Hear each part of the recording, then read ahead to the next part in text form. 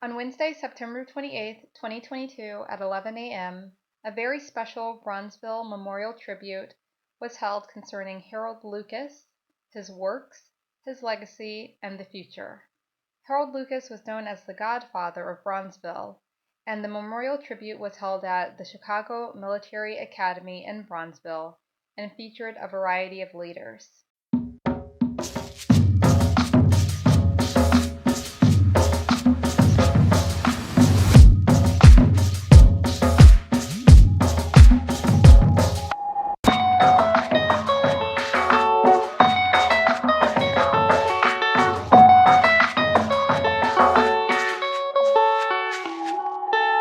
The Harold Lucas Story.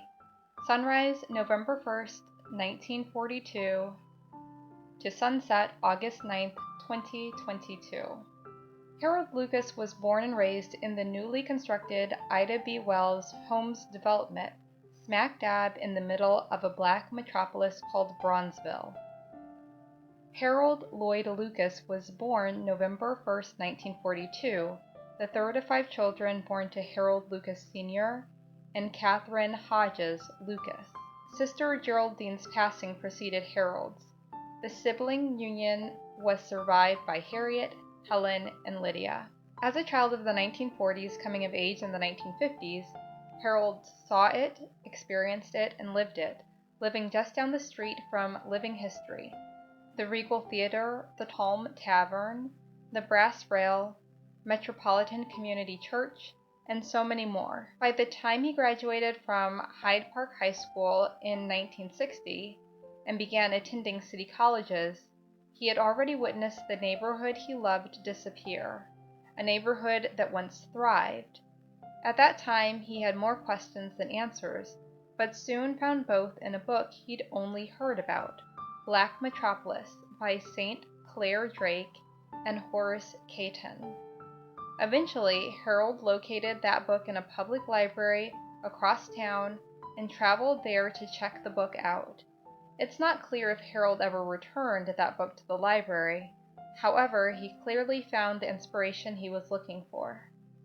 So inspired, Harold wrote a letter to St. Clair Drake, inviting him to speak at a Youth, Vision, and Integrity event where he served as a founding member. Drake's age and health prevented him from traveling, but he wrote back to Harold and gave him the mandate to carry on and work to preserve Bronzeville. For most of his adult life, Harold lived at 442 East 48th Street. From here, the mandate was carried out. He became a community organizer involved in Second Ward politics as a young Democrat, with the understanding that the Second Ward was the mother ward of Northern Black politics. He became a self-proclaimed urban preservationist and embarked on a mission to save and restore every standing monument to the history of African Americans in Bronzeville. As such, Harold once physically chained himself to the Regal Theater and to the Met Theater in a last-ditch effort to stop the wrecking balls. Those battles were lost, but the impact of those losses only strengthened his resolve. At the time Harold accepted his mandate, the community largely had not known all of the historical significance of many of the buildings in the neighborhood, but through Harold's organizing efforts, they became educated and involved. Chief among the properties saved by this effort were those associated with business pioneer Anthony Overton along South State Street, the original Black Wall Street. Residents and stakeholders of the community claimed the properties as community assets. That was the beginning of the Restoring Bronzeville campaign. Harold was a driving force in saving many Bronzeville landmarks from the wrecking ball, including the Supreme Liberty Life Insurance Company at 35th and King Drive, Metropolitan Community Church, 41st King Drive, Wabash YMCA, Forum Hall, and the historic 8th Regiment Armory, home of the 370th U.S. Infantry during World War I. Today, it is home to the Chicago Military Academy, Bronzeville. Harold carried his Restore Bronzeville message further as a contributing writer for the South Street Journal newspaper, and he seized every opportunity to trumpet the call to save Bronzeville and to save the babies as a regular call-in voice on various WVON radio shows. So much, in fact, he was banned from calling into the station for a time. Harold later incorporated his own organization, the Black Metropolis Convention and Tourism Council, a destination marketing organization, DMO, with the mission to develop Bronzeville as an international African American heritage tourism destination of historical significance. One member of the board was the late real estate developer Dempsey Travis.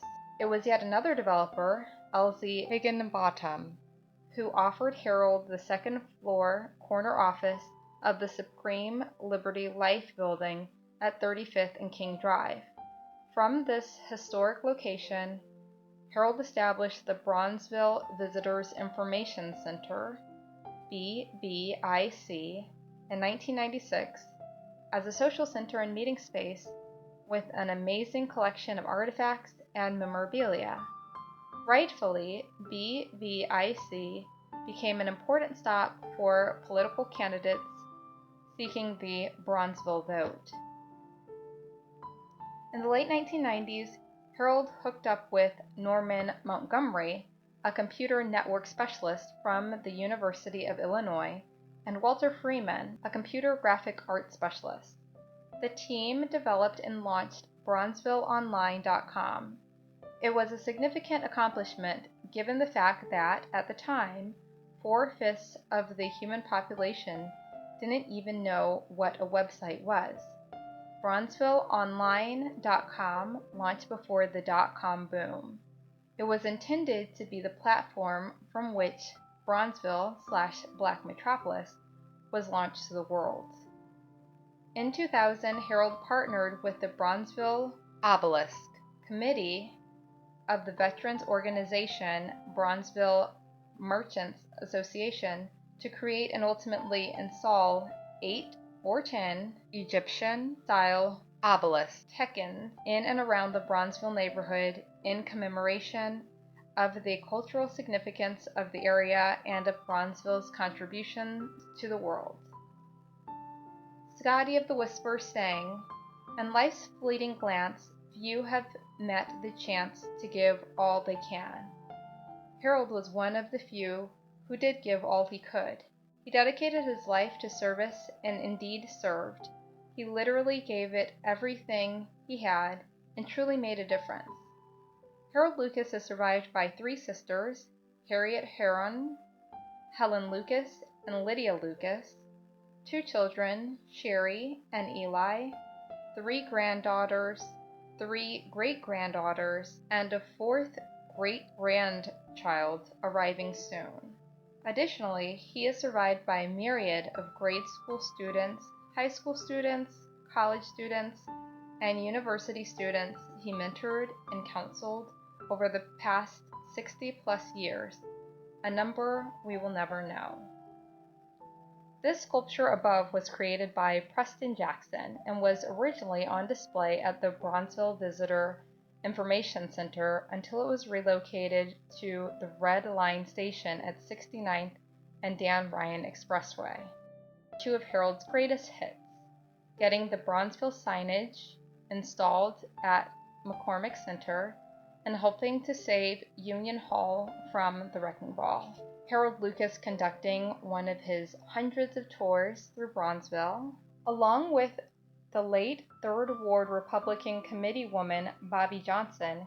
Harold Lucas was instrumental in saving the historic Rosenwald Apartments at 47th and Michigan Avenue.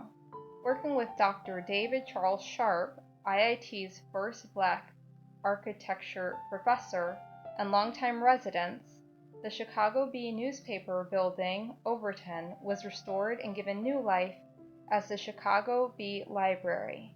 At the grand opening, Lucas donated his original signed copy of Black Metropolis to recognize the contribution of Horace Cayton, and St. Clair Drake as pioneering cultural anthropologists and sociologists.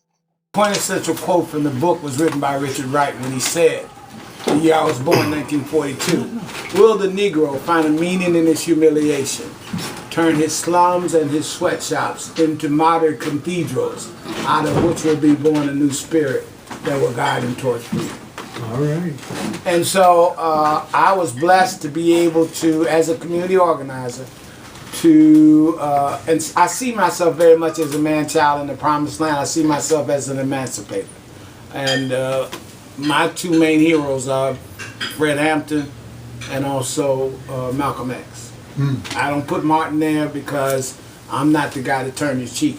We have got to get this beast off our backs in terms of creating commerce and letting our children understand our legacies so they will stop killing each other over their being enraged about not knowing their own historical legacies and how they fit into society. So if we're not creating a commerce, if we're letting foreign merchants control the commerce, if our dollars are going out outside our community, we're not building our economic foundation to sustain us long term. So we have to get back to that. So when I speak to the issue, we have a defensible boundary, which was the actual boundary that black people were restricted to by legal restricted covenants up until 1948. The blessing for me was I discovered historic preservation by being a good community organizer and looking at buildings that were being torn down and asking the question why they're being torn down. So they went and they were tearing down the Jordan building at 36th and State. And Bobby Rush was the alderman at that point. We were trying to put a fence around the building to save it from being demolished, and the building collapsed. And when it collapsed, the people from the Historical Society came down in a truck and started picking up the parapets and putting them on the truck. Wow. And I said to myself, something's to this beyond just what's on the surface. And it's actually how I got into heritage tourism. I came to it as a community organizer, having read the book, and literally went about the business of organizing community. I had spent 4 years prior to that with the Coalition to Save South Shore Country Club, where we literally beat Ed Kelly to a standstill because they wanted to demolish the building. I rebuilt the board out there 3 times, right? And then I started working on Bronzeville. And in Bronzeville, we saved the 8th Regiment Army building, the Supreme Life Insurance Company building, which I was intricately involved in, the Overton building, Chicago B, 8 buildings and 2 landmarks that make up the Black Metropolis thematic district. We are now moving to make the entire area a National Heritage Area.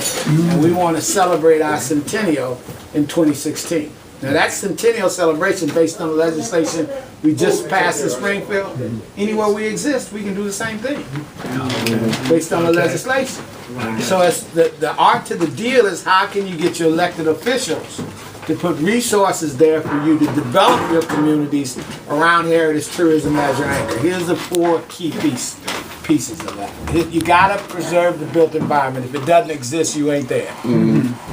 Heritage tourism is the industry of culture, and how do you promote and market the culture? Information technology, Cy Bounds can tell you all about that. Hospitality, training, and services. We don't know who A. Philip Randolph is and the Pullman Porters. We don't have no sense of our migration. Right? And so we made this migration to the northern city. If you go downtown today, when I was 16, 17 years old, I could go downtown to bus tables and be around black men who were in their full smocks with all their pins on in the hospitality industry. My dad was in the hospitality industry. You go down there today and Hispanics have dominated the industry. Absolutely. Right? Absolutely. So that's how we're losing when we talk about that. And some of our people see servitude as opposed to service. Thank you. It's a critical piece. Go to Jamaica, go to any other foreign country, and you'll instantly understand the difference between service and servitude. And servitude. Right. And those communities thrive off of us coming there, their young people knowing how to provide you with service, how to talk to you appropriately, how to get you to spend your money in their community.